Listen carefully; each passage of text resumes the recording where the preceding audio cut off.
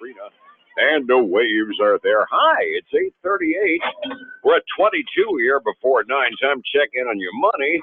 Find out what's going on with your IRA, your 401k, pretty much everything you don't have in a dirty old sock hidden in the mattress affected by this. Go downtown Sebring and say hello to Statler Financial Services' own Phillip Statler, who's on the phone. Phillip, good morning.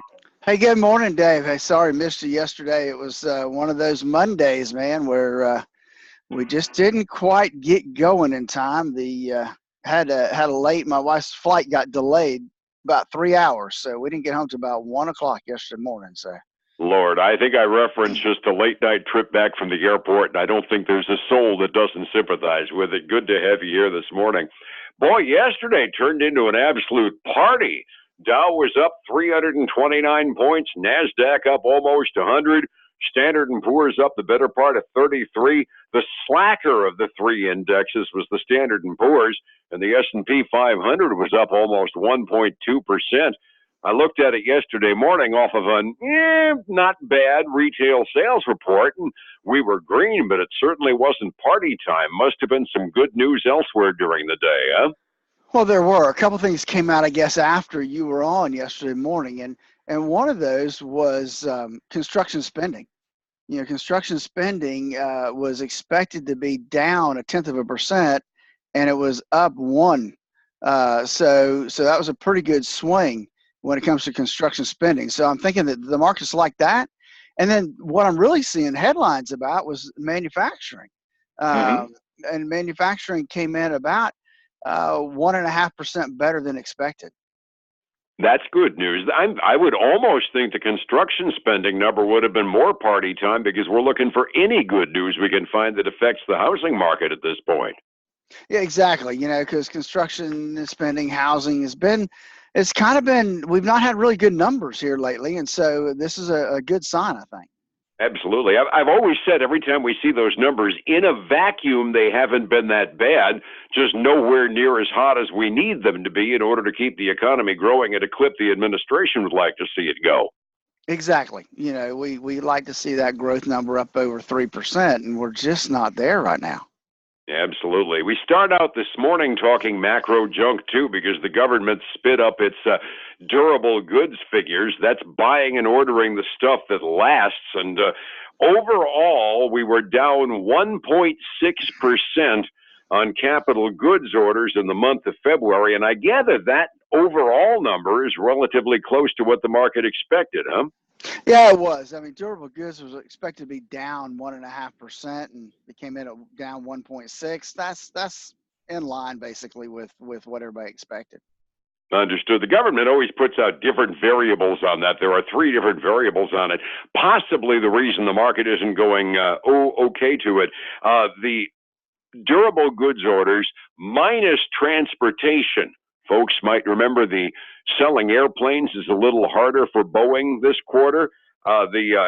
Minus transportation, it was actually up 0.1%. So kind of confirms kind of where we've been at. The economy's not doing bad. It's just not exactly overheating. Fair enough? Oh, absolutely. You know, and that's true. I mean, Boeing's definitely weighing down big on that index. Yeah, and that was something we flippantly said before. Boy, a couple of good airplane orders can really make that number look good because the per piece price on airplanes is so doggone high, it can actually affect the national economy. And a few cancel orders will do exactly the same darn thing. And this one made a difference, swung considerably negative. Once you minus transportation out of it, it actually grew a little bit last month. So we'll say, okay, fine, that's a go. Elsewhere, tales of 2 companies this morning, and neither one good. Boy, Walgreens is just absolutely making Ross Perot's giant sucking song this morning, aren't they? Well, they are. You know, Walgreens did not have a good quarter. They missed their earnings per share by 8 cents, and so their revenue also missed. And probably the worst of the 3 is they cut their full year forecast. And they're having some challenges here in some of their stuff that they're trying to do. And so they're trading down a little over 9% this morning. And that's smart. One of my tip sheets was saying Walgreens alone is going to contribute to a 30-point dip in the Dow today. Those price-weighted indexes, you can really warp them, can't you?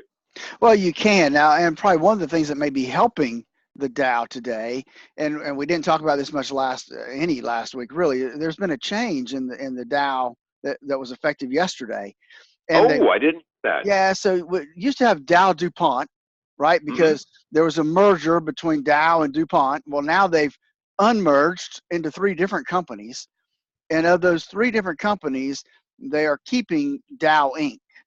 as the Dow 30 company. So, and they're getting a pretty DuPont is DuPont is no longer going to be part of the Dow, huh? correct. That's interesting. They're one of the great old names in American business, for good or ill.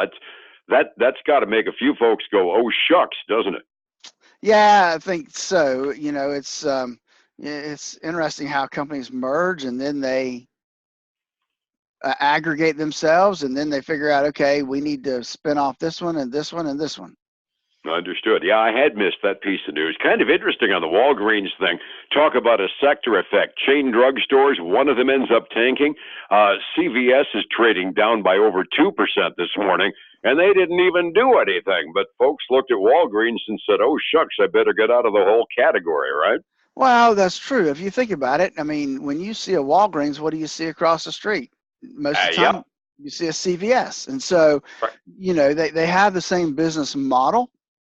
Are they exactly the same? No, but they have the same model. And so, one's having a bad quarter.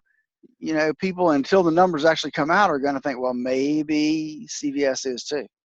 Understood. The other tale of a company that's got some challenges in the moment, poor abused Lyft. They put up their IPO the other day, and they're now trading something like 8% below the IPO price. I'll bet that wasn't what their CEO had in mind. Oh, probably not. It's kind of interesting how that thing comes about. It was actually, even the day it came out, it didn't at the end of the day it was up, but not by as much as everybody thought it should be. And now we're seeing people selling out of it. One analyst, this is kind of interesting. One analyst has a price target of like $42 a share. That's about half what the IPO price was. Yeah, pretty close. I think it came out 72. I think somebody in the boardroom at Lyft is saying maybe we ought not to have done that quite that fast, huh? Well, yeah, because they have an influx of money coming in, but those people close to it usually have a waiting period before they can actually sell some of their stock. Yeah, and they're kind of seeing their stock value going down instead of up. That's not a pleasant thought. You've got some other company news that's coming out a little bit later on today that might affect the market. I do. I have a couple more company. We're really early. I mean, this is day 2 of earnings season, and so we had Walgreens come out before the market. Name brand stuff we have coming out after today. We've got Dave and Buster's comes out today after the market closes, and then we have GameStop. So 2 gaming type companies come out after the market closes today. Now, understood. And a lot of the time is going to be spent watching very carefully for the slew of unemployment news and employment news we're going to be getting Wednesday, Thursday, and Friday, because on Friday we get the fabled monthly figure out of the federal government. That's always more of a market mover than it really has a right to, but it has a tendency to make a lot of investors kind of sit back and say, what's going on? So today looks like it's kind of shaping up to be one of those sit on your hands days overall on the indexes. 45 minutes before we open, Phillip, what do the trends look like?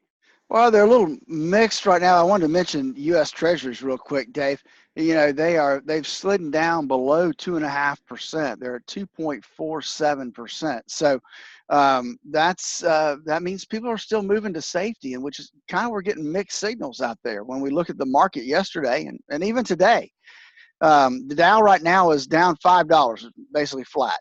The S&P 500 is up 1.75 cents. The Nasdaq's up 6.25. No, both of those basically flat opens.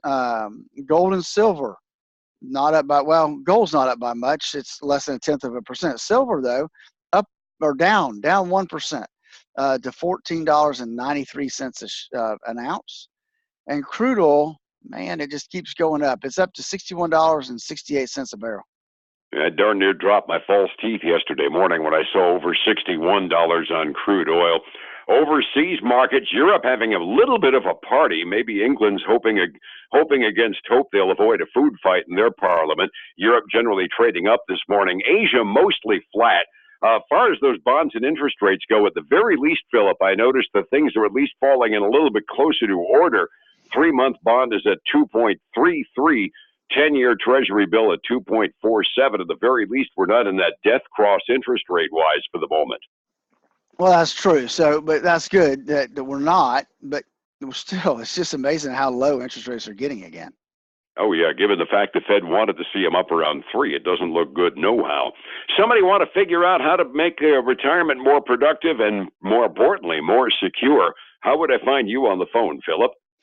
Devin, give us a call at 382-0037. They can follow us online at our website at statlerfinancial.com. Follow us on Facebook at Statler Financial Services. Like our page there and just keep track of us. We post a lot of video stuff there and a lot of information. And then join us every weekend for the Statler Financial Radio Show, noon on Saturdays, 10 a.m. Sunday mornings on News Talk 730. All righty. Twice every weekend, good in-depth information from Statler Financial. Phillip, thank you so much, and we'll catch you on tomorrow, all right? All right, man. Sounds good. Thanks. You have a great day. Thanks much.